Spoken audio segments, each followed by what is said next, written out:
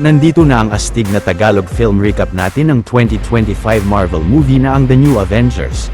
Ito ay isang action-adventure sci-fi film na siguradong ika-enjoy nyong lahat panoorin mga Juan. Huwag na natin patagalin pa at simulan na natin ang ating malupit na Marvel recap.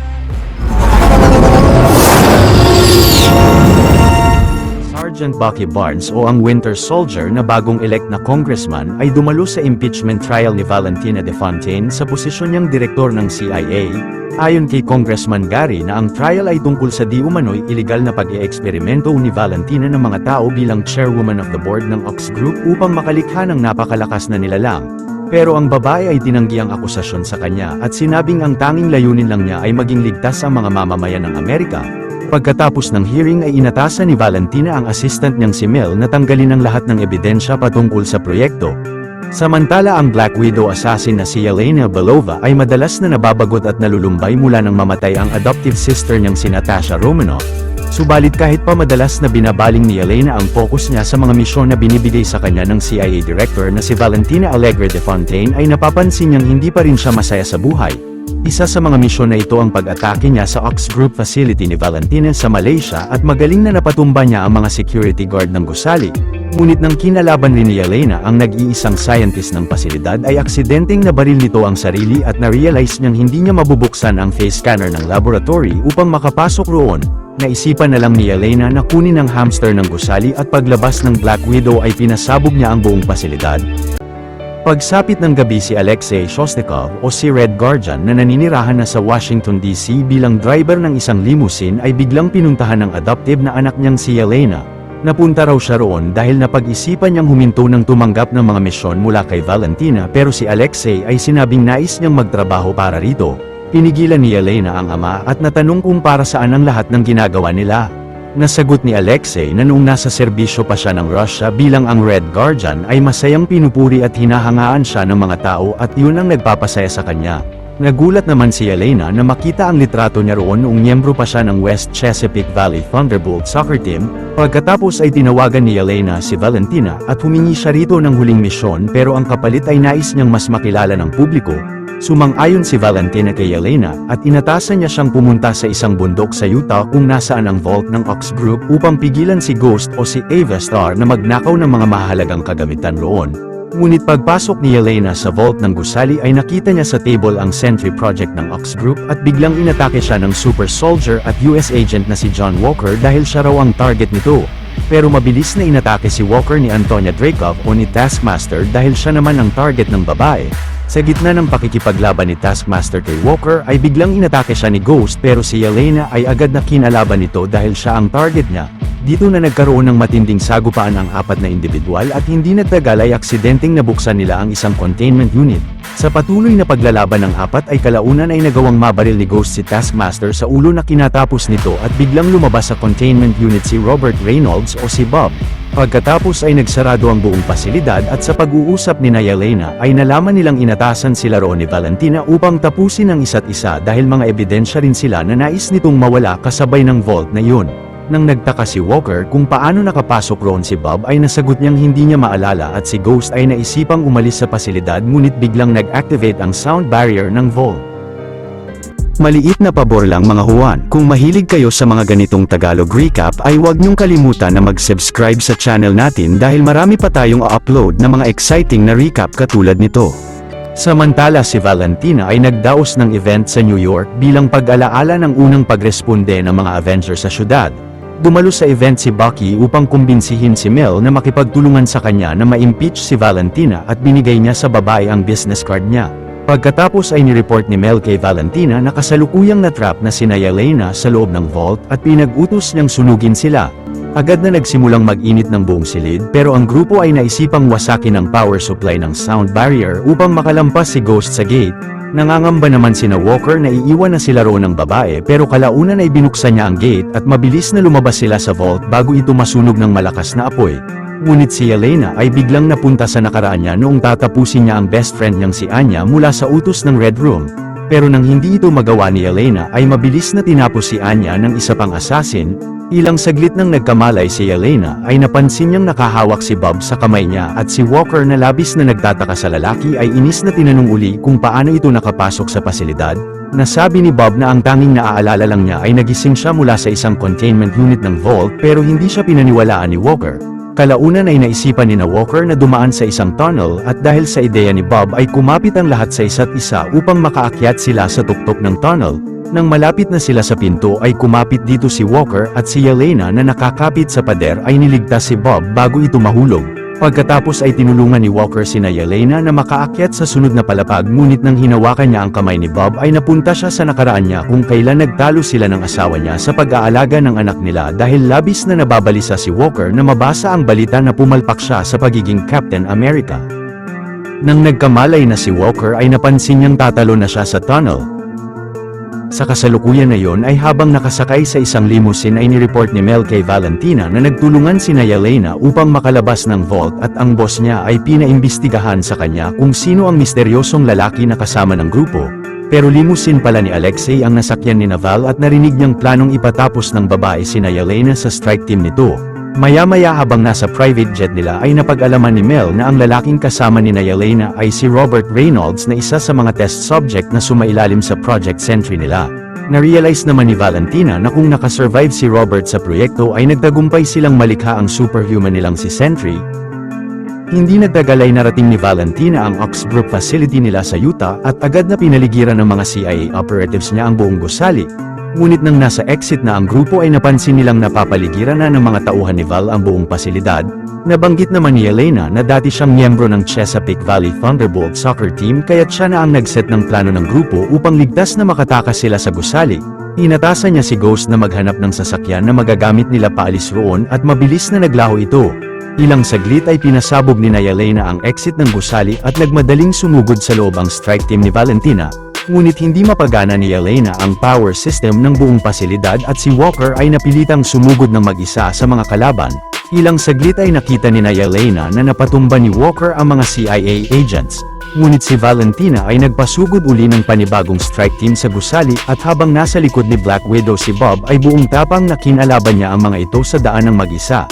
Nang nagpakita sa kanila si Walker ay naisipan nilang magpanggap ng mga sugatang agents upang makalabas ng pasilidad at si Ava ay palihim na pinasakay sila sa na-hijack niyang truck. Nang hinarang sila ng iba pang mga CIA agents ay naisipan ni Bob na kunin ang atensyon ng mga ito ngunit walang awang pinagbabaril siya ng mga tauhan ni Valentina ng maraming beses. Pero hindi tinablan si Bob ng mga bala ng mga agents at bigla siyang lumipad ng napakabilis papunta sa kalangitan.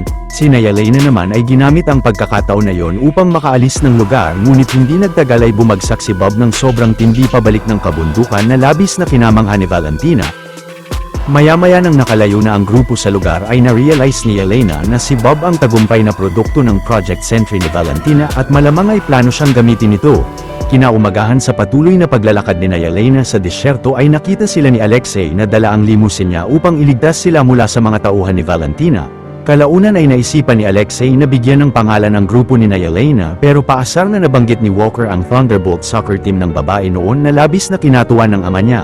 Samantala si Valentina ay pinakuha si Bob sa disyerto habang wala siyang malay at plano niyang dalhin siya sa bago niyang headquarter. Ilang saglit habang patuloy na binabiyahe ni Alexei ang tatlo sa Utah ay nagawa silang mahabol ng CIA strike team ni Valentina at agad na pinagbabaril sila ng maraming beses gamit ang mga machine gun ng mga ito. Si Ava naman ay sinubukang kalabanin ng mga agent ngunit inatake siya ng sonic cannon ng mga kalaban kaya't napilitan siyang umatras. Pero hindi nagtagal ay dumating sa lugar ang Winter Soldier at magaling na pinasabugan niya ang dalawang military convoy ng mga CIA agents gamit ang disc grenade launcher niya. Ang huling convoy ay malakas na napabagsak ni Bucky gamit ang isang lubid at ng vibranium na kamay niya ngunit pati ang limousine na sinasakyan ng grupo ay mabilis na pinasabugan ng Winter Soldier. Maya-maya ay ginapos ni Bucky ang apat sa isang abandonadong gusali upang matago sila mula sa mga CIA agents dahil mga ebidensya sila laban sa impeachment trial ni Valentina. Ang grupo ay sinabi kay Bucky ang tungkol kay Bob at ang masamang plano sa kanya ni Val pero ang congressman ay tila hindi sila mapaniwalaan. Sa sunod na eksena si Valentina ay nakarating na sa bagong nabili niyang Watchtower headquarter na ang dating Avengers Tower at hinarap niya roon si Bob nang nagkamalay na siya. Inaalala ni Val kay Bob na nagpasailalim siya noon sa eksperimentasyon nila pero siya lang ang nakasurvive rito. Ngunit nang tinanong ni Bob ang sitwasyon ni Yelena ay kinumbinsi siya ni Val na mga kriminal sila. Kalaunan ay nahawakan ni Val ang kamay ni Bob at biglang napunta siya sa nakaraan niya kung kailan nasaksihan niya kung paano tapusin ng isang lalaki ang kanyang ama. Sa labis na takot ay sinabihan ni Val si Mel na lumikha ng kill switch ng Sentry, subalit kahit pabinalaan siya ng assistant niya patungkol sa psychological disorder ni Bob ay mas nakikita niya ang potensyal ng lalaki. Kalaunan ay napagdesisyonan ni Mel na tawagan si Bucky upang ibunyag sa kanya ang tungkol sa Project Sentry ni Val at ang matinding problema na posibleng magawa nito sa syudad. Sinabihan pa ni Mel ang congressman na pumunta sa Watchtower upang pigilan ang boss niya, ngunit nalaman ni Valentina ang pakikipag-usap niya kay Bucky at inis na sinuspindi muna siya nito sa trabaho. Pagkatapos ay sinanay ni Val si Bob na kontrolin ang mga kapangyarihan niya at mabilis na nagawa niya ito. Sa kasalukuyan na iyon ay napagdesisyonan ni Bucky na tanggalin ang mga gapos ni Yelena at hinikayat niya silang tulungan siyang mapigilan si Valentina. Ang grupo naman ay napagkasundoan na pigilan si Val at iligtas nila si Bob. Pagkatapos ay sakay ng isang truck ay narating ni Bucky ang New York kung nasaan ang Watchtower ni Valentina at binangga niya sa lobby ng gusali ang sasakyan. Mabilis na inambush ng buong grupo ang mga CIA agents ni Val na makaharap nila sa lobby at magaling na napabagsak nilang lahat ang mga ito gamit ang matinding combat skills nila. Pero mula sa speaker ng lobby ay sinabihan ni Valentina sina Bucky na umakyat sa taas at harapin siya. Agad na umakyat nga ang grupo sa penthouse na palapag ng tower at nang nakita nila roon si Valentina ay sinubukang atakihin ni Bucky ang babae, ngunit may pumigil sa kanya. Ito pala ay si Bob na nagawa ng makontrol ang mga kapangyarihan niya at tinanggap ng maging ang superhero ni Val na si Sentry. Pinaliwanag ni Valentina na si Sentry ay mas makapangyarihan sa pinagsamang lakas ng buong Avengers at plano niyang ipatapos sa kanya sina Bucky, nang sa gayon ay kapag nasaksihan ng media kung paano tapusin ni Sentry ang mga kriminal na agents na katulad ni Bucky ay malabo na siyang ma-impeach ng Kongreso. Labis na kinagalit ni Red Guardian ang plano ni Val at inatake niya si Sentry, ngunit malakas na napatalsik siya nito. Dito na nagsimulang makipagsagupaan ng buong grupo kay Sentry, subalit kahit pa binuhos na nila ang buong lakas at galing nila ay walang kahirap-hirap na napapabagsak sila ng lalaki gamit ang iba't ibang uri ng mga pambihirang kapangyarihan niya.